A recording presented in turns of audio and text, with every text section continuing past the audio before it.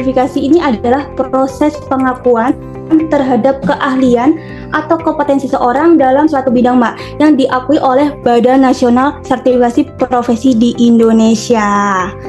Nah, selain ini, BNSP ini adalah sebuah badan independen yang bertugas memberikan sertifikasi kompetensi di Indonesia. Nah, lembaga ini memastikan bahwa tenaga memiliki keterampilan sesuai dengan standar nasional dan internasional loh. Berarti nggak cukup di Indonesia saja nih, berarti sampai luar negeri, Mbak Novita.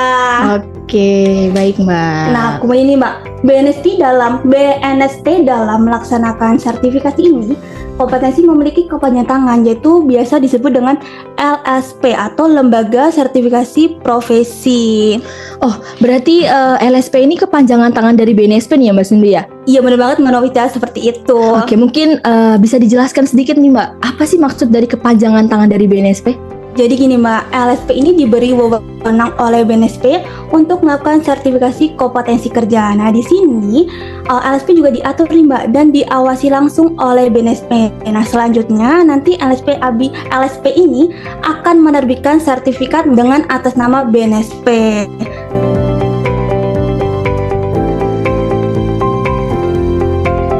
Mbak Novita tahu nggak sih LSP itu ada beberapa kategori loh, nggak hanya cuma satu nih di sini. Wah, apa aja nih Mbak Sundu? Mungkin kita bisa sharing-sharing nih ke rekan-rekan nih. Kira-kira apa aja sih macam-macam dari LSP ini? Oke, kita mungkin langsung next aja nih. Apa sih kategori LSP itu? Nah, di sini kita ada beberapa kategori LSP ya. Nah, di sini untuk kategori LSP itu ada 3 ya Mbak. LSP P1, P2, dan P3 nih Mbak. Nah, untuk LSP P1, nah di sini dibagi menjadi 2 Mbak Novita. Yang pertama LSP 1 Diklat dan kedua ini LSP Industri. Nah, di sini LSP P1 ini adalah Diklat adalah LSP yang didirikan oleh lembaga atau pendidikan untuk melaksanakan kompetensi kerjanya. Nah, di sini contohnya seperti SMK, terus universitas dan politeknik.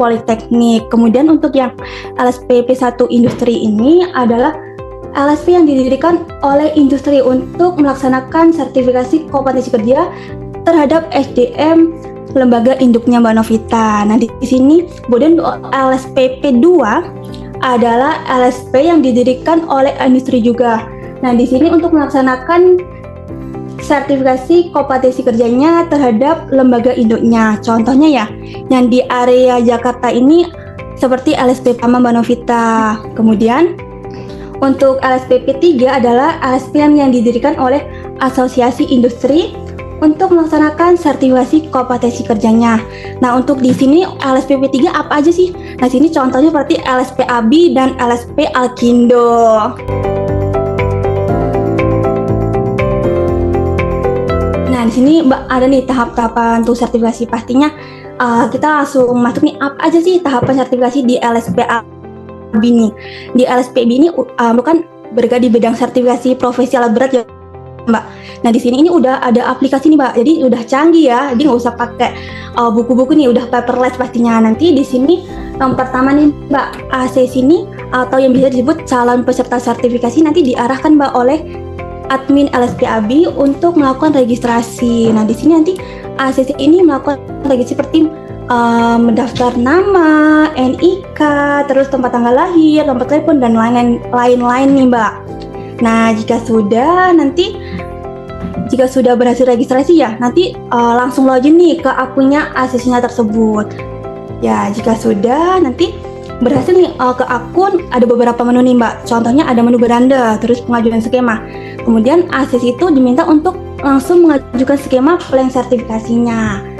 Nah, di sini jika sudah proses pengajuan skema sertifikasi, nanti ACC ini melengkapi nih Mbak kayak dokumen-dokumen dan mengisi APA1 atau permohonan sertifikasi. Nah, jika sudah selesai nih Mbak untuk pengajuan skema dan melengkapi dokumen-dokumennya, nah ini dipastikan sampai statusnya menunggu persetujuan. Di sini berarti berhasil nih untuk pengajuan skemanya. Oke, nah jika sudah berhasil, nanti dari tim LSP ABI ini akan cross check terlebih dahulu nih Mbak untuk dokumen itu udah sesuai atau belum. Jika sudah sesuai, atau belum nih? Kalau belum, nanti akan ada feedback Mbak dari tim admin untuk melengkapi kekurangan-kekurangan tersebut. Oke, mungkin bisa dikasih tahu nih Mbak Sundu, dokumen apa sih yang harus dipersiapkan oleh ACC sebelum kita tuh mengajukan sertifikasi? Nah, di sini nih untuk dokumen-dokumen yang wajib nih Mbak. Pertama nih ada pas foto, kedua ijazah, ketiga CV, keempat KTP, yang kelima nih sertifikat pelatihan. Yang tidak penting, harus penting nih, yang terakhir dokumen pengalaman kerja nih Mbak, harus ada loh. Oke, kalau mau ngajuin sertifikat berarti harus ada dokumen pengalaman kerja nih ya. Iya bener banget Mbak, itu harus ada. Oke, nah jika sudah nih Mbak proses tadi, nanti dari institusinya atau aslinya akan mengajukan TUK Mbak, atau biasanya disebut dengan tempat uji kompetensi nih. Kalau sudah, nanti dari tim LSPAB ini akan memverifikasi nih Mbak, TUK ini sesuai atau belum, seperti itu Mbak Novita. Oke, berarti kita juga harus memastikan ya TUK itu sesuai dengan skema atau tidak ya Mas Sundu ya? Ya tentunya harus Mbak. Nah, misal nih Mbak, misal dari TUK kita kan harus memverifikasi prasarana dan sarana nih. Contoh nih, pengajuan skema klaster pengoperasian alat berat forklift nih. Jadi tempat uji kompetensi tersebut nih harus ada tool-toolnya tentang forklift nih Mbak. Misal nih nggak ada tempat forklift, kan jadi nggak sesuai dengan tempat uji kompetensinya Mbak yang mau diajukan skema sertifikasi tersebut. Oke, berarti kalau misalnya kita mau ngajuin skema forklift nih Mbak Sundu, berarti kita harus verifikasi TUK terlebih dahulu ya? Iya benar banget Mbak, harus seperti itu. Baik, berarti nggak mungkin ya kalau misalnya kita ngambil skema forklift nih, tiba-tiba pas kita sampai TUK-nya ternyata nggak ada forklift, yang ada malah unit motor grader. Ya, itu kan nggak sesuai ya, nggak sesuai banget itu. Banget Mbak, itu nggak boleh Mbak, harus sesuai ya dengan tool-toolnya yang mau diajukan. Baik. Oke nih, kalau sudah nih Mbak, udah verifikasi, nanti dari tim LSPAB ini akan menugaskan asesor kompetensi Mbak. Nah, di menugaskan ini nggak asal-asal menugaskan asesor ya Mbak. Di sini harus memastikan dulu nih, asesor yang bertugas ini harus memiliki teknis yang mau diujikan ini ACC tersebut. Oke, untuk penunjukan asesor juga ini tidak bisa sembarangan ya? Iya benar banget, nggak sembarang. Tadi aku bilang harus menunjukkan dia harus memiliki teknis ya Mbak, sertifikat teknis nih. Jadi kan harus memiliki teknis di saat menguji sesuai nih dengan peserta tersebut. Baik, kalau misalnya peserta ini ngambilnya skema eskavator, berarti kita juga harus menunjuk asesor yang memiliki sertifikat teknis yang eskavator juga, gitu ya?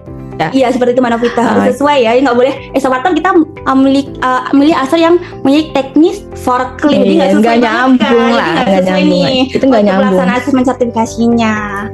Oke ya, jika sudah selesai nih Mbak, nanti asesor tersebut nih akan memverifikasi terlebih dahulu nih Mbak dokumen ACC-nya. Jika kemudian nggak sudah sesuai, nanti akan lanjut nih Mbak memberikan metode uji nih. Biasanya ada metode uji langsung dan tidak langsung Mbak Novita. Oh, metode uji ini kita ada dua ya berarti ya? Iya, langsung dan tidak langsung. Mungkin dari Mbak Sundu nih bisa dijelaskan sedikit aja, apa sih perbedaan dari langsung dan tidak langsung itu Mbak? Oke nih Mbak, untuk metode langsung ini biasanya pelaksananya observasi nih Mbak, biasanya yang praktek di lapangan, kemudian dilanjut dengan pertanyaan tertulis. Sedangkan metode tidak langsung ini dengan verifikasi portofolio. Biasanya yang sudah memiliki pengalaman kerja yang udah tinggi. Nah, kemudian nanti dilanjut sesi wawancara. Seperti itu Mbak Novita bedanya. Baik, berarti kalau misalnya ada ACC nih ingin mengambil metode portofolio ya tadi ya? Betul. Portofolio berarti kita lihat dulu nih dari pengalamannya berarti ya. Ini pengalamannya sudah expert atau belum gitu? Ya harus sudah tinggi Mbak. Nggak mungkin kalau pelaksanaan metode tidak langsung harus harus memiliki pengalaman yang udah tinggi, nggak boleh yang rendah, nggak sesuai. Baik. Mungkin bisa dilanjut ke tahap berikutnya nih Mbak Sundu. Kalau sudah nih, nanti asesor akan melaksanakan pra-asesmen nih. Pra-asesmen ini sebagai tahapan awal nih Mbak untuk sebelum melaksanakan asesmen sertifikasi. Kemudian yang kedua, jika sudah melaksanakan pra-asesmen, lanjut ke proses asesmen. Nah, di sini asesor menggali-gali nih Mbak ke kompetensi ACC-nya. Nanya-nanya gimana nih tentang unitnya yang dia ketahui. Nah, jika sudah nih pelaksana asesmen, nanti asesornya akan memberikan rekomendasi Mbak pada asesi tersebut. Biasanya ini kompeten dan belum kompeten, Mbak Novita. Oke, berarti nanti nih setelah asesmen ACC ini akan diberikan rekomendasi baik itu kompeten maupun belum kompeten. Nah, nih Mbak Sundu, kalau misalnya kita nih ada case nih kayak gini, ACC ini tuh BK belum kompeten. Nah, Iya. itu akan kita mulai dari awal lagi atau bagaimana nih Mbak Sundu?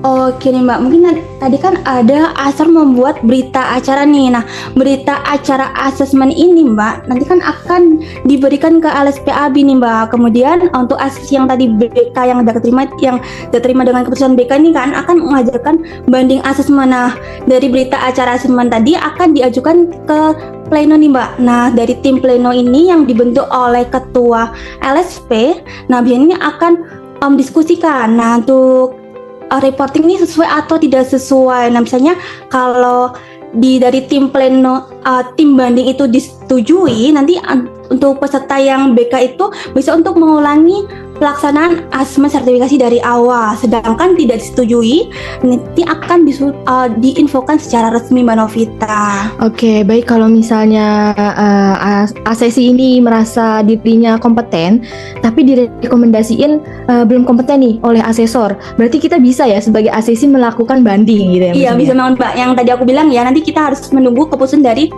tim komite banding tersebut dulu. Baik, Mbak Sundu. Oke, nah jika sudah nih Mbak, tadi ada bagian komite pleno nih ya. Nah, nanti kan akan keluar nih Mbak SK penetapan nih. Nah, kemudian dari SPAB ini akan menerbitkan SK penerbitan sertifikat Mbak. Kemudian jika sudah, nanti LSPAB-nya akan menerbitkan sertifikat bagi yang kompeten. Nah, yang kompeten saja ya, berarti yang belum kompeten nggak dapat sertifikat nih Mbak Novita. Iya dong. Nah, kemudian yang terakhir nih, nanti LSPAB ini akan mendistribusikan sertifikat nih Mbak kepada institusi atau ke ACC-nya langsung, seperti itu.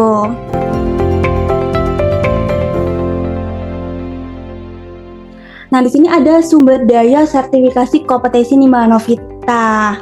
Nah, di sini nih yang pertama ini ada standar kompetensi kerja. Nah, apa sih SKKN atau standar kompetensi kerja ini? Adalah sebuah rumusan Mbak, kemampuan kerja yang mencakup aspek pengetahuan, keterampilan, dan sikap kerja yang relevan dengan tugas dan jabatan tertentu. Nah, seperti itu Mbak Novita. Kemudian yang kedua ini adalah asesor kompetensi. Mungkin yang dilayani pasti bertanya-tanya nih, apa sih asesor kompetensi itu?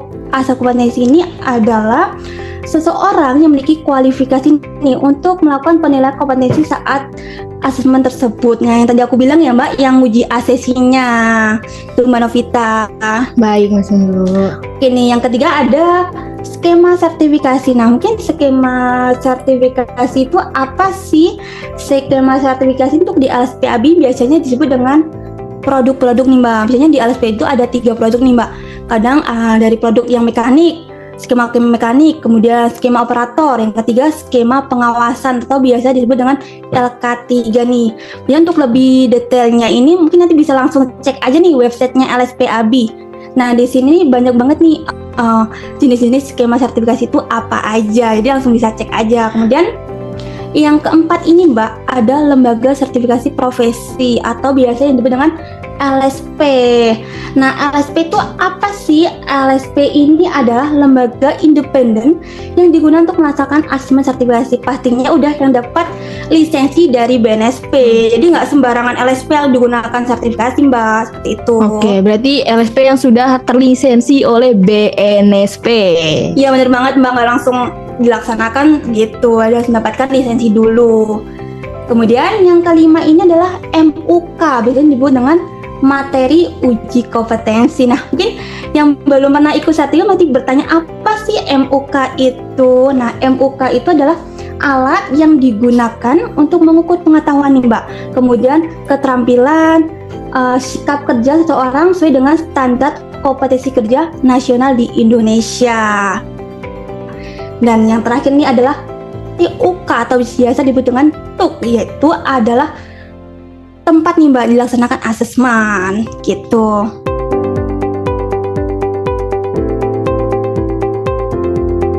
Oke, kalau untuk TUK sendiri nih jenis-jenisnya ada bermacam-macam atau bagaimana nih Mbak Sundu nih? Ada Mbak, nggak cukup satu aja nih untuk jenis-jenis TUK nih. Mungkin kita langsung masuk ke next selanjutnya aja nih. Apa aja sih TUK? Nah di sini untuk TUK nih ada 3 macam Mbak. Pertama nih TUK tempat kerja. Yang kedua TUK sewaktu. Yang ketiga ini adalah TUK mandiri. Nah di sini pastinya pasti ada perbedaannya ya Mbak. TUK itu apa aja sih perbedaan dari TUK tersebut? Yang pertama untuk TUK tempat kerja ini adalah TUK yang digunakan saat sedang proses kerja nih Mbak. Sedangkan untuk TUK sewaktu ini adalah TUK yang digunakan hanya sewaktu saja. Sedangkan untuk TUK mandiri ini adalah TUK yang sudah bermitra dengan LSP kemudian dapat digunakan dengan berkelanjutan. Oke, Mbak Sundu, aku mau nanya nih, kira-kira dari 3 jenis TUK ini yang mana sih yang sering digunakan biasanya? Gini Mbak, yang sering digunakan adalah TUK sewaktu nih Mbak Novita. Karena TUK sewaktu ini sangat fleksibel Mbak, karena melakukan asesmen sesuai dengan kemampuan, waktu, dan kebutuhan mereka. Seperti itu. Mbak Novita udah pernah lihat sertifikat kompetensi dan kartu kompetensi di LSPAB belum ya? Oh, belum nih Mbak Sundu, mungkin bisa langsung di-share aja nih biar sekalian rekan-rekan bisa lihat nih bagaimana sih contoh dari sertifikat dan kartu kompetensi itu sendiri. Oke, mungkin kita langsung ke next aja nih. Nah, di sini kan pasti yang mendapatkan sertifikat dan kartu kompetensi ini tentunya harus kompetensi ya Mbak. Kompetensi nih, mungkin rekan-rekan di sini apa sih kompetensi ini? Kompetensi ini adalah kemampuan kerja setiap individu yang mencakup aspek keterampilan, pengetahuan, dan sikap kerja yang sesuai dengan standar yang ditentukan Mbak. Nah di sebelah ini nih ada contohnya Mbak, sertifikat dari LSPAB dan sebelahnya kartu kompetensi. Baik Mbak Sundu, kira-kira ada perbedaan nggak sih antara sertifikat kompetensi dan kartu kompetensi itu sendiri? Tentunya ada nih Mbak, kan ini ada kartu kompetensi nih. Kartu kompetensi ini ada inovasi dari LSPAB Mbak. Nah kebanyakan peserta sertifikasi LSP ini dari mining ya Mbak, yang bekerja di set-set nih, kayak di luar, nggak di office nih. Nggak mungkin nih ACC ini selalu bawa sertifikat kemana-mana. Nah di sini dari tim LSPAB ini membuat inovasinya, yaitu sebuah kartu kompetensi seperti itu contohnya.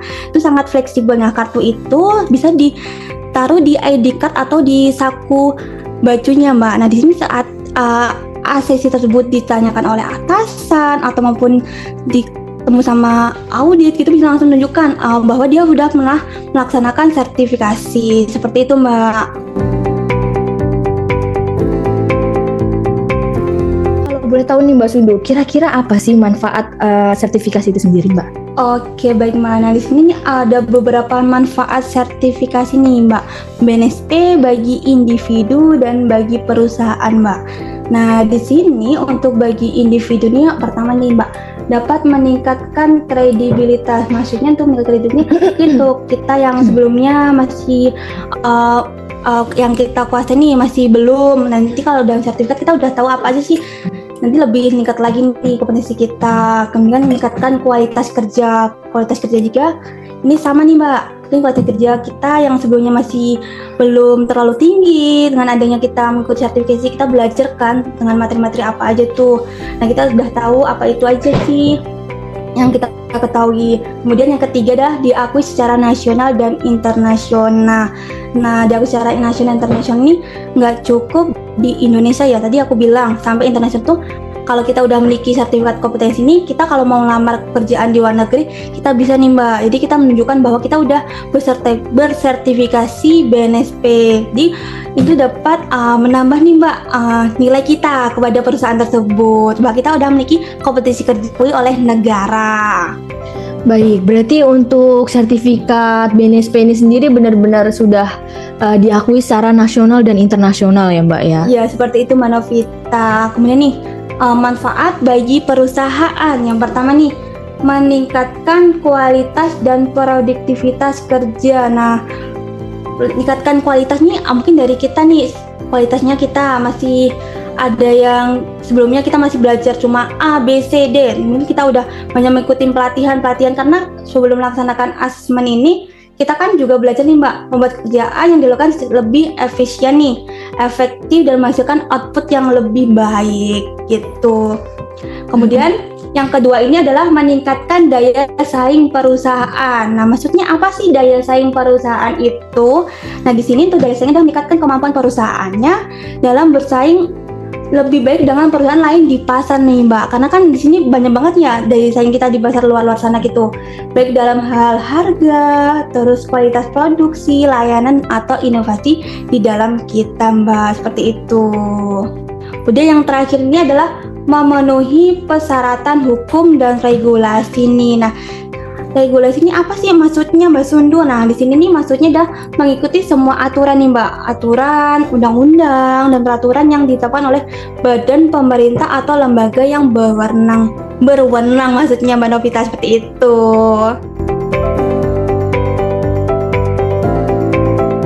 Ada banget nih, Mbak. Banyak banget nih. Aku mau share aja nih. Apa sih tips dan trik mau lulus kompetisi di LSPB ini? Yang pertama, kita nih harus mengikuti pelatihan, Mbak. Ini wajib banget ya, karena sebelum kita mengikuti pelatihan ini nggak bisa, Mbak, dilaksanakan asesmen sertifikasi. Kedua adalah persiapan dokumen persyaratan nih, yang aku tadi bilang. Ada dokumen apa aja sih yang harus disiapin? Tadi bilang ada pas foto, ijazah, CV, terus sertifikat pelatihan, dokumen pengalaman kerja. Nah, di sini harus disiapkan terlebih dahulu sebelum kita melaksanakan asesmen sertifikasi. Kemudian yang ketiga adalah memahami skema sertifikasi. Nah, memahami ini adalah kita harus memahami unit-unit nih, kompetensi kerja apa aja sih dalam skema sertifikasi tersebut. Nanti waktu kita ditanya oleh asesor, kita bisa menjawab, Mbak. Jadi nggak cuma diem aja nih ditanyain, seperti itu. Kemudian yang terakhir ini adalah datang tepat waktu. Mungkin seperti ini, kita ada jadwal asesmen di ASP jam 8 pagi, tapi kita datangnya jam 9.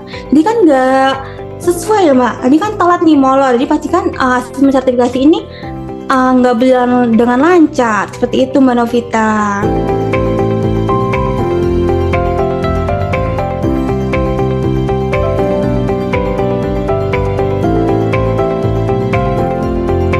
SKKN ini apa sih? SKK ini sebenarnya adalah rumusan kemampuan kerja yang mencakup pengetahuan, keterampilan atau kalian serta sikap kerja yang relevan dengan pelaksanaan tugas dengan persyaratan jabatan tertentu. Nah, di sini untuk SKK khusus ini berarti hanya cukup nih, Mbak. Berarti hanya untuk kompetensi yang ada di Indonesia aja nih. Sedangkan untuk yang internasional terintegrasi berarti sampai ke luar negeri nih, Mbak, untuk pengertiannya seperti itu. Oke. Jadi sampai luar negeri, internasional kan nggak cek nasional aja kan, nanti internasional, seperti itu. Berarti untuk SKK internasional terintegrasi berarti bisa nih sampai ke luar negeri gitu maksudnya, Mbak Sundu? Iya, seperti itu, Mbak. Gimana di sini untuk menjadi calon asesor kompetisi nih, Mbak? Pertama, nanti ini harus mengikuti pelatihan Askom dulu nih, Mbak Bika. Nah, di sini untuk pelatihan Askom ini biasanya 5 hari, Mbak. Yang pertama nanti kita ada pelatihan dulu dengan master pengajar dari BNSD selama 4 hari. Nanti kita akan membentuk sebuah materi uji kompetensi, Mbak. Nah, di sini kalau kita udah melaksanakan asesmen, nanti kita lanjut nih, Mbak. Yang terakhir di hari Jumatnya atau di hari kelima nih langsung diuji nih, Mbak, oleh master dari penguji BNSP. Nah, di situ ditentukan, Mbak, kita sesuai menjadi asesor atau tidak menjadi asesor, seperti itu, Mbak. Berarti kita harus menyiapkan tadi yang pertama harus mengikuti sertifikasi dulu nih, Mbak, teknis ya, yang wajib nih. Kedua nanti mengikuti pelatihan Askom yang tadi aku maksud. Seperti itu, Mbak Dika.